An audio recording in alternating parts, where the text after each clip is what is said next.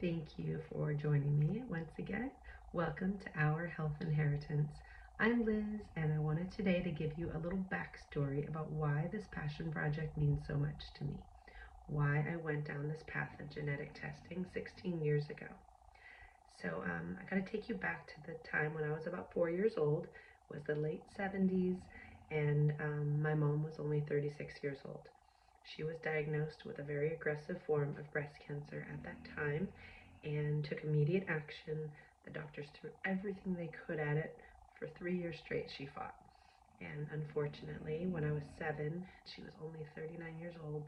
November 22nd, 1981, we did lose her. It was obviously the most tragic thing we've ever been through and completely shaped the course of our lives. So breast cancer just always sort of hung over our family, and not too much longer after my mom passed away, her younger sister was diagnosed also in her 30s. So at that point, we knew this was a genetic component. Like, we knew we were going to all have to be very watchful, very careful, very proactive. So we always talked to our doctors about our family history, and they all took it very seriously. And we went ahead and started the genetic counseling, genetic testing conversation quite early, before it was really readily available.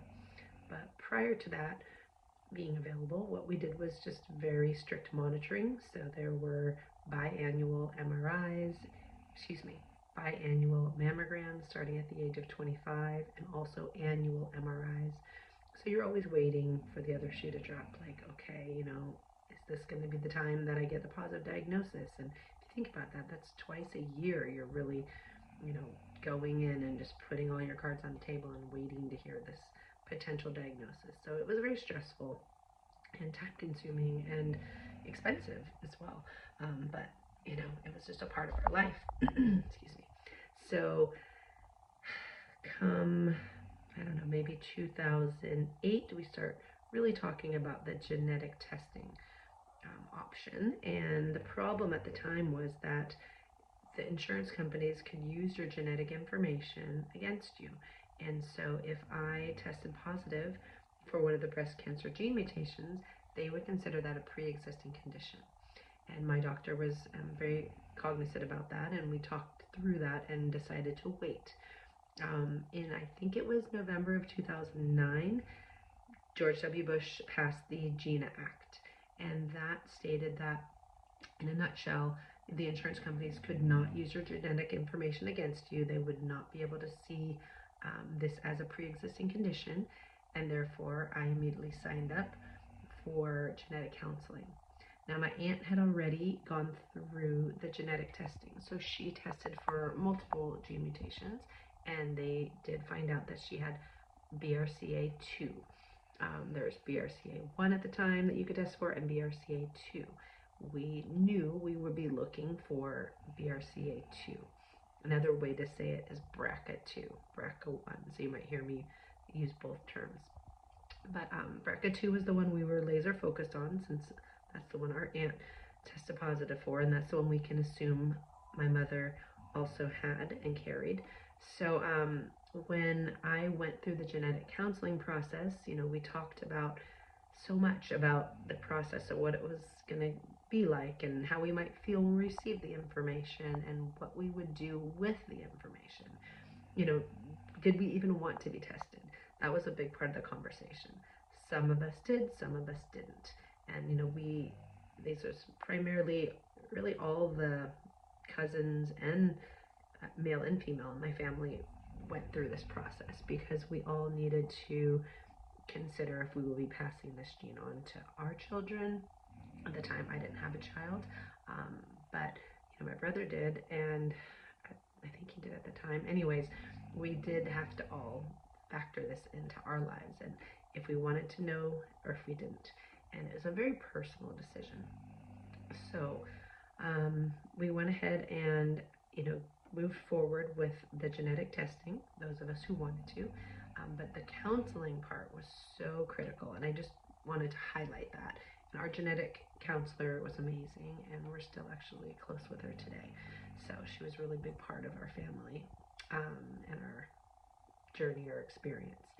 So in January of 2010, I did receive a positive result. So I was, well, I mean, positive in one respect. I was positive for the BRCA2 gene mutation. So that meant I had the gene mutation, and that meant I had a much higher risk level of getting breast cancer. So I already knew going into the testing process that if I tested positive, I would be moving forward with a prophylactic bilateral mastectomy so that I could prevent breast cancer. If I didn't have breasts, I couldn't get breast cancer, and that was what I had planned for myself. Now, that doesn't even kind of bring up the ovarian cancer risk as well. That was something I wasn't ready to address, but the ovarian cancer risk that comes with BRCA2 is not as extreme. So it wasn't something I needed to address right away. I knew that the breast cancer risk was more imminent and more urgent because I was now just about the age that my mom was when she was diagnosed. So timing was everything. And I went ahead and scheduled my prophylactic bilateral mastectomy to remove both breasts and all the tissue, everything. And I scheduled that for June of the same year, so June of 2010. And what I wanted to kind of bring up is just the way I felt when I received the diagnosis. When I received that information that I was positive, it kind of surprised me because I thought maybe I would be upset. I might have cried. I don't really remember. What I remember is that I was like surprised at feeling closer to my mom than I had before.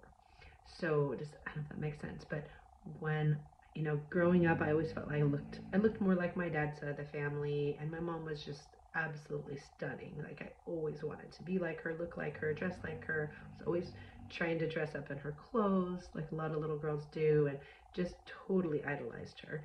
And I just didn't really, look like her. So when I got the diagnosis, I had received a gene mutation from her. Of course, I didn't want the gene mutation, but surprisingly, it made me really feel more connected to her. And that was just one of the surprising things that happened in this process.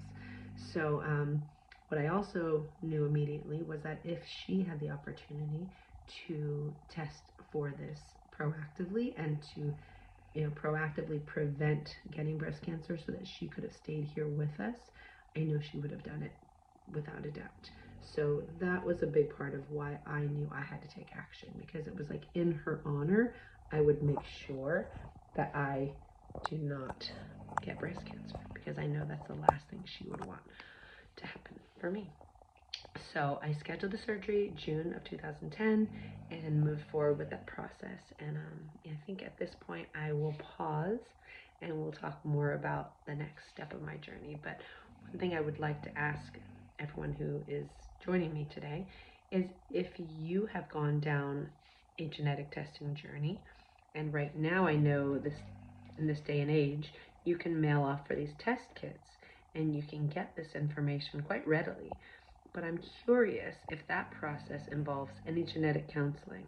Do these, test kit companies offer that? And I don't know if that's the case, but I'd really like to ask if you could share that with me, if you've been down this journey and how that worked for you. Did you just get the information and were you overwhelmed? If you received information that was like unexpected or scary, did you feel prepared to act on it? Do you wish that you did have a genetic counselor to lean on and prepare with prior? I worry that when this information is so readily available, is the counseling also readily available?